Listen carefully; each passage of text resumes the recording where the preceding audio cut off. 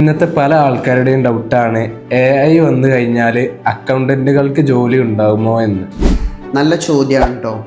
AI ഒരിക്കലും അക്കൗണ്ടന്റുമാരെ replace ചെയ്യില്ല. പകരം അക്കൗണ്ടന്റുമാർ ചെയ്യുന്ന റോളിലാണ് ചേഞ്ച് വരുത്തുന്നത്.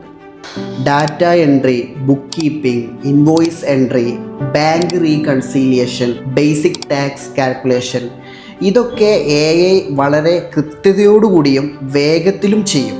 പക്ഷേ tax planning strategies, GST compliance, decisions, client advisory, business guidance, audit, ethics, ഇതൊന്നും AIക്ക് റീപ്ലേസ് ചെയ്യാൻ കഴിയില്ല.